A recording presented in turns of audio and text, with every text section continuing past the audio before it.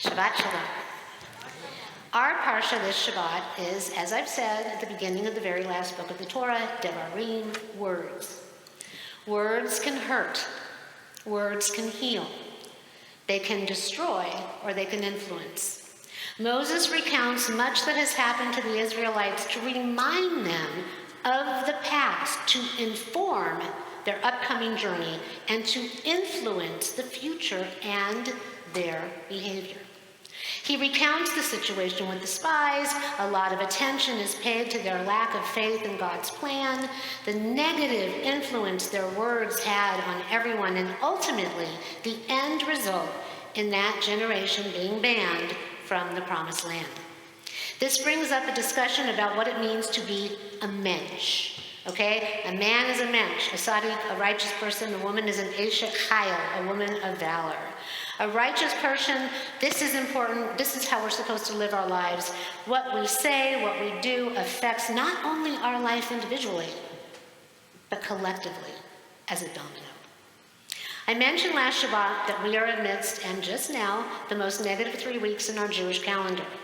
Tisha B'Av is rapidly approaching, which is the 9th of Av, and it is a day of mourning commemorating the destruction of the 2 holy temples, along with some other terrible things that have happened in our history. The Talmud tells a story of how words, negative feelings toward one another, and how our behavior can bring about disastrous circumstances. It tells of a man who sought to host a party for all of his friends. So he wrote up a guest list, he got all excited, he had his servants send out the invitations, and one of the names on the guest list was Kamsa. Unfortunately, the servant mistakenly invited Bar Kamsa, who, as it turned out, was a sworn enemy of the host. That said, Bar Kamsa showed up at the party. He was pleased. He was excited. He thought perhaps maybe the two of them could reconcile, hash things out, make peace. However, when the host realized what had happened, he sought to angrily remove Bar Kamsa from the party. Bar Kamsa asked to be allowed to remain because to be removed, remember in Judaism we're not ever supposed to embarrass someone, to be removed in such a fashion would be embarrassing. The host would hear nothing about it. Out, he demanded. Bar Kamsa offered to pay a portion of the party's cost in order to not be so humiliated, but still, out is what the host commanded. Then he offered to pay the entire amount of the whole party, but the host would not relent. The Talmud goes on to report that Bar Kamsa was so hurt and so upset that he went straight to the Roman authorities and gave slanderous reports of the disloyalty among the Jews. This then fueled the Romans' anger, and then they proceeded to attack and destroy the Holy Temple. Rabbi Eliyahu Safran speaks of this and draws a parallel to our Parsha and the concept of Derech Eretz. Everyone say it. Derech Eretz. Derech Eretz kadma leTorah. Decency comes before Torah. Derech Eretz is not performance so much as an actual posture. It is the intent and the consideration that underpins our daily lives. It is both rooted in trust and respect, emet and truth, and an expression of that trust and respect. Decency first. It is important to be an mensch. It is important to be an eshet chayil, a decent, moral, good person who lives in the way of the commandments and reflects that in their actions.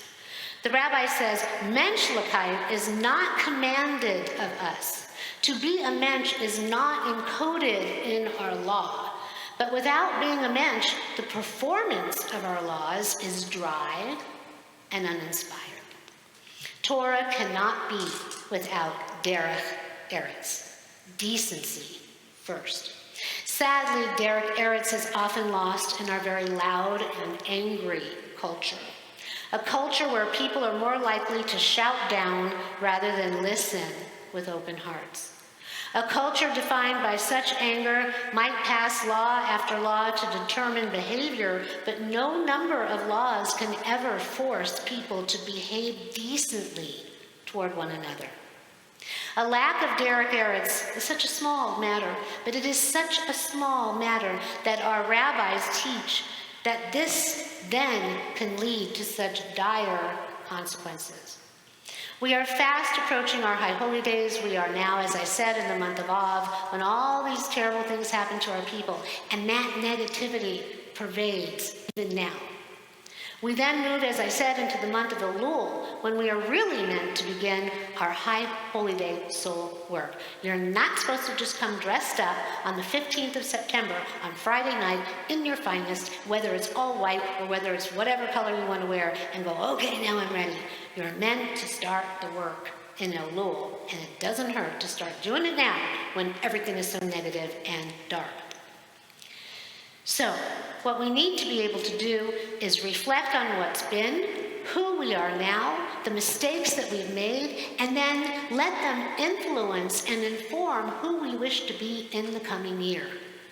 This all gets set up by the 3 weeks, the remembrance of Tisha B'Av, all these horrific things that happen when we don't act in ways of Torah and Derech Eretz, in the ways of righteousness and decency.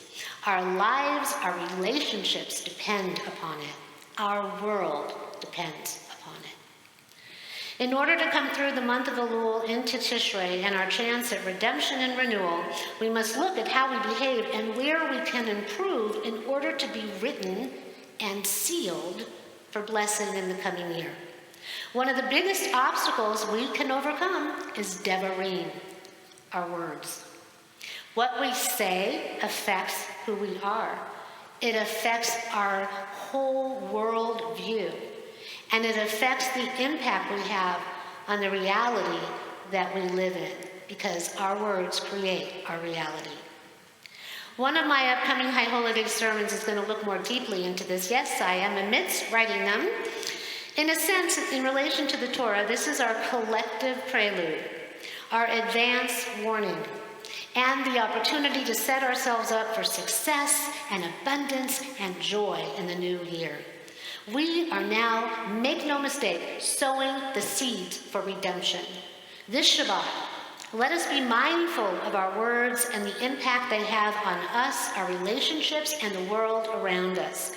Let us think about what it means to truly praise one another, praise ourselves, praise God, and live in the light of that praise. Let us begin the process of introspection with the hope of making our High Holy Day work more impactful and fulfilling.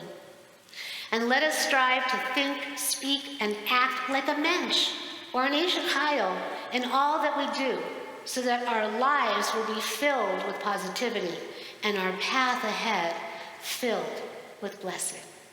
May be God's will. Shabbat Shalom.